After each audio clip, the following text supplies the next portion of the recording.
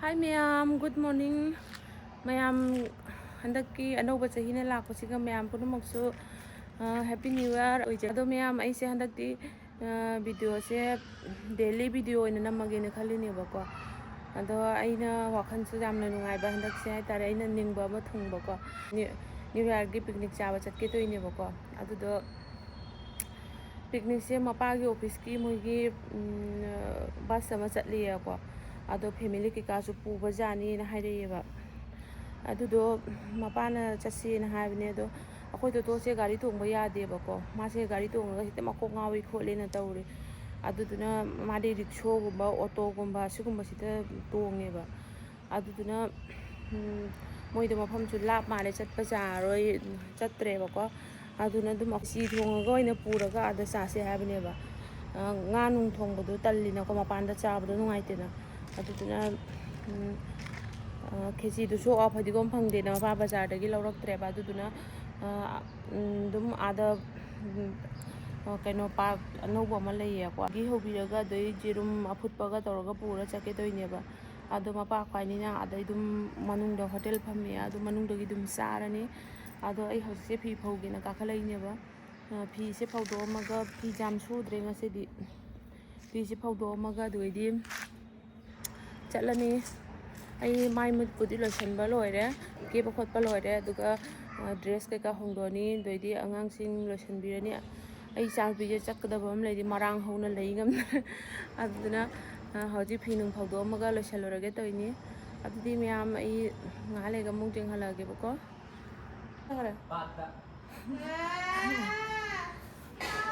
lotion ba loire myam akhoi hoji bebe lao bebe video de lao papa chate papa ang gari na ko sa din eh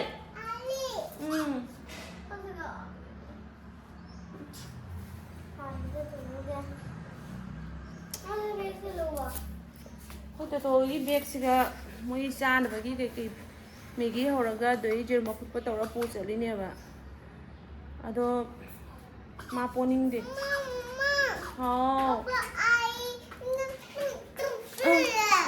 kaya ba nunu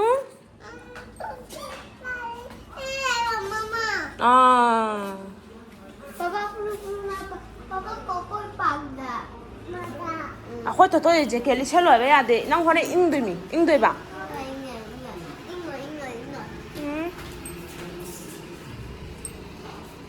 Gari la em em thoni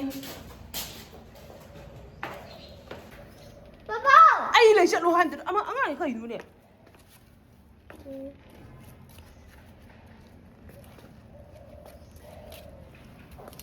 Thô nè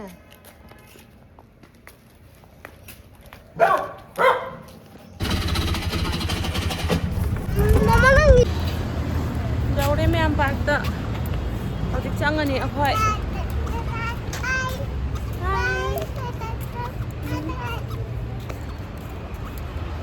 Trăng này dừng là cái tôi có một con phải chập ra đó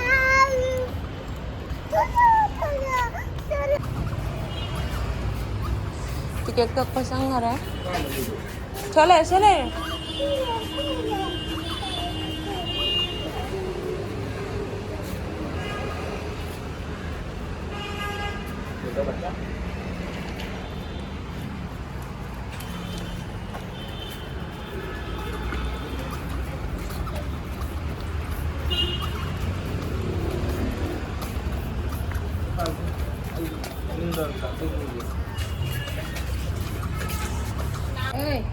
Kau bisa enggak? Dia kejual kan? Kan lagi sih, ha? Maksudnya, itu bisa kan? Jadi las kurang aja. Ya, kan tadi sama. Kandar mana? Sini kita follow video. Sini kita. Zoha, bye bye. Ayo. Kita manci itu, betul. Ya, kita boleh Lâu rồi sir. Lâu rồi sir. Please ayo Nunu. Please no. Please dibo. Dah. Thank you dah. Dah. Bye bye taro mo. Kanda naik.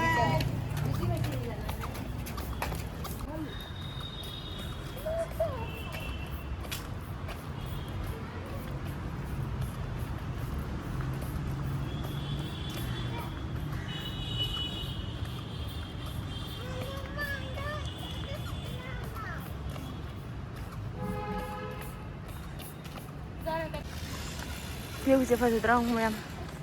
대사 없는 만네. 응? 대사 없는 만네. 응, 항대. 나 사빌래 오래네.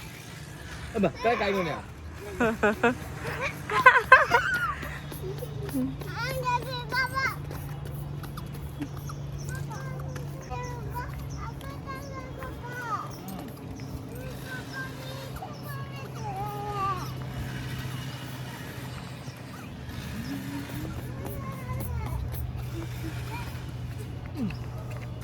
남자 언덕이 네 안강도. 끼래. 까게 하지 뭐야? 지나리 집에서 들어오네.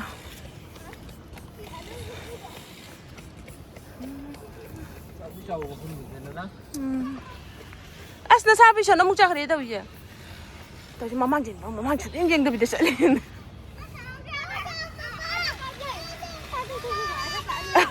Ngawi siya ulit. 근데 불이 뜨거. 하는구나. 가자는 바로 이거. 가자. 손 흘려라. 손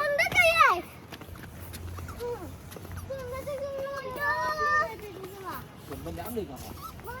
Anga udah tinggal. Anga udah tinggal dore. Mamang dia nga sa tiyan minang na chan pisya.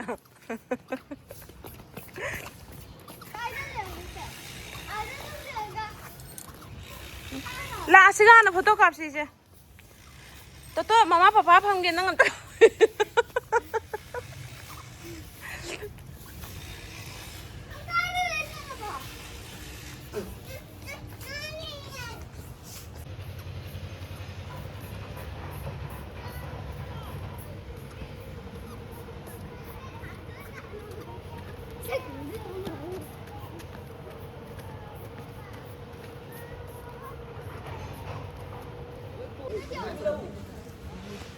Baby kolu.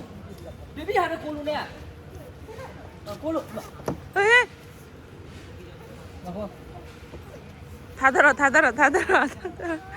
Ngau.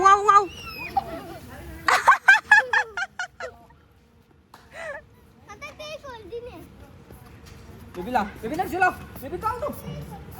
Cepat kan kita ni.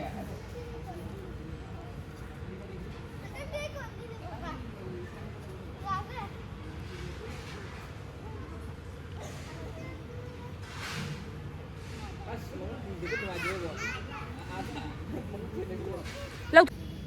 Cô liền ngồi chơi cái gì? Má ăn đây rồi.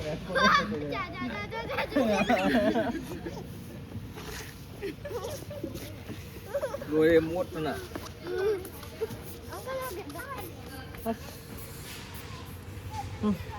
하스. 에.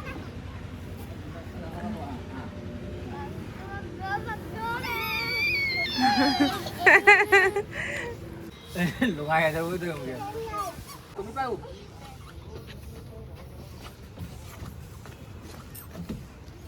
Tao chưa. Ngầu.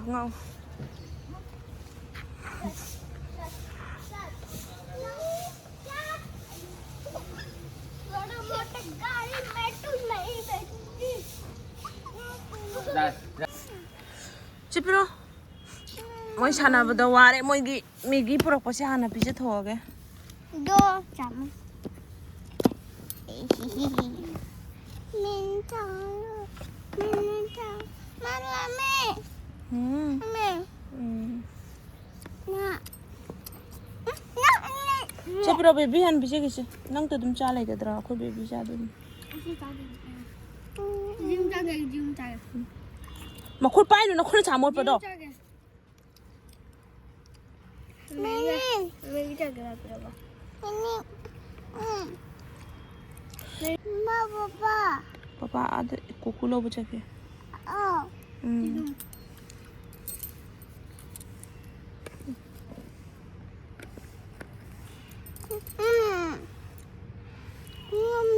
빠이누 먹고 빠이누.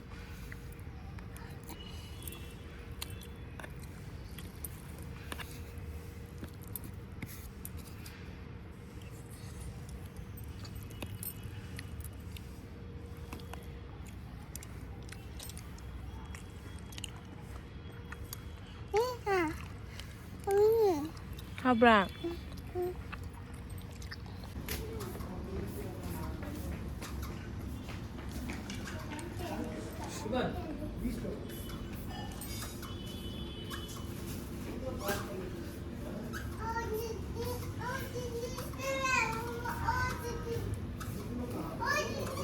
Baby दा पहलो छाना baby दा पहलो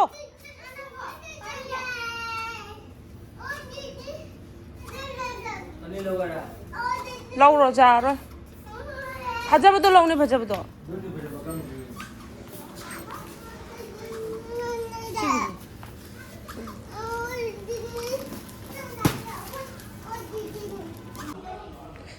करी order टोइनो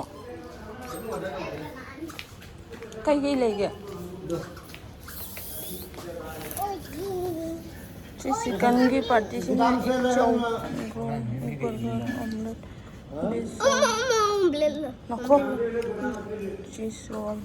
चीज roll से चार दी base roll paneer base roll paneer role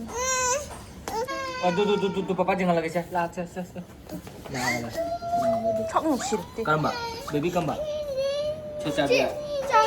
chowmein chowmein जाके एक चाउ से लाओगे चाउमीन से जाके हाँ एक चाउ मगा चिकन चाउ मगा लाओगे हाँ 아이들 एक चाउ가 빠무이니 지루마님 그 자우니도 우리 베스 चाउमीन 도이네 चाउ는 거 मेरे चाउ से मैं पूछता नहीं एक चाउ से जाम किलो सब बना दो मामा का फोन दे पापा का फोन पापा को फोन दे पापा का फोन दे ना वाला फोन से पापा को चाउमीन पड़े चाउमीन चाहिए हाउ ने इसिंग अमा लो nanti ya nu इसिंग अमा लो है बा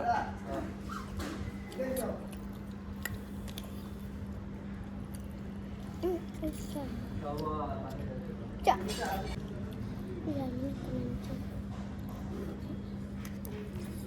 मेरे को सोच नहीं है मेरे को बेटा सोच रहा तो बेटा सोच क्या वो बेटा सोच सोच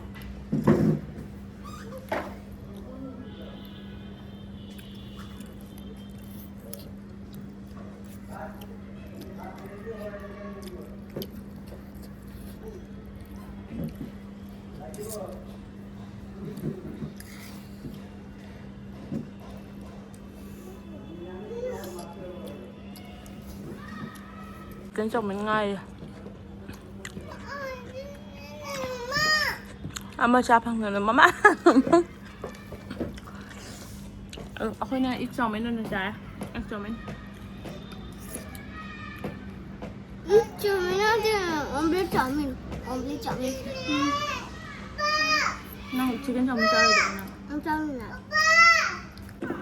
chơi né không nè à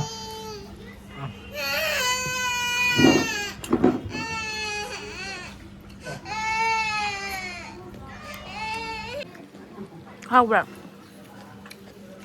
bữa hao bạc tôi hao bạc anh đi cha rồi anh không nhà bên nơi cha rồi bây giờ mày đi học bị đấy đâu cha bên nơi đấy em hao super nó hao làm gì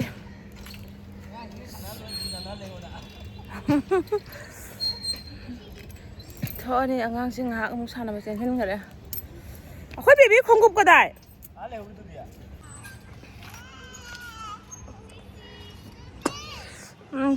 पापा नोई सानान बदा gym जाना रे पापा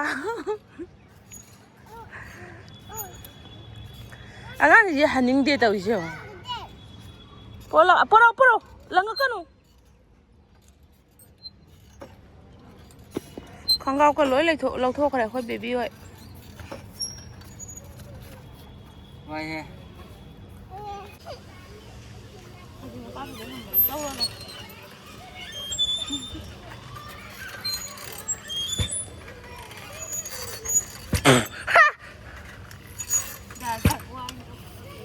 से दो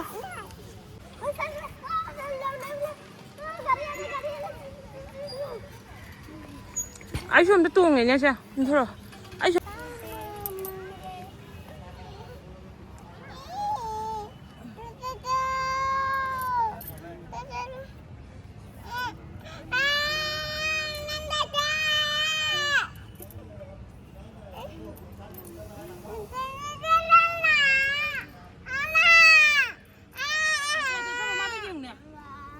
Kiri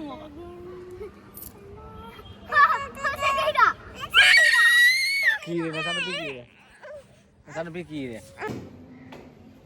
ꯌꯨꯝꯗ ꯂꯥꯛꯑꯦ ꯃꯌꯥꯝ ꯑꯗꯣ ꯑꯩꯁꯦ ꯖꯣꯔꯣꯛꯄꯒ ꯐꯤꯒ ꯍꯣꯡꯗꯣꯛꯇ꯭ꯔꯤꯕꯀꯣ ꯅꯨꯡꯁꯥ ꯂꯩꯔꯦꯕ ꯄꯨꯡ ꯀꯌꯥ ꯇꯥꯔꯕ ꯈꯪꯗꯦ ꯅꯨꯡꯁꯥ ꯈꯔ ꯂꯩꯔꯦꯅ ब्लैंकेट कꯩꯀꯥꯁꯦ ꯐꯧꯗꯣꯛꯀꯦꯅ ꯀꯥꯈꯠꯂꯛꯏꯅꯦ ꯉꯁꯥꯏ ꯁꯨꯔꯝꯕ ꯐꯤꯁꯤꯡꯗꯣ ꯀꯪꯉꯝꯃꯅꯤ ꯑꯗꯨ ꯂꯧꯁꯜꯂꯅꯤ ꯑꯗꯨꯒ ब्लैंकेट ꯀꯩꯀꯥꯁꯦ ꯐꯧꯗꯣꯛꯇꯗꯤ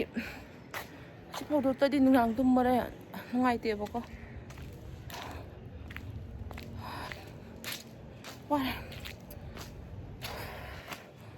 ꯐꯣꯇꯣ ꯀꯩꯀꯥ ꯈꯔ ꯀꯥꯞꯅꯤꯡ ꯈꯣꯠꯅꯤꯡꯕ आदा मफम फजा फजा सिनारी मैम लेबा कापके तब जादे आगांसिंगसिना मोगी सानाबा मोगी सानानबैदुता होनाना ले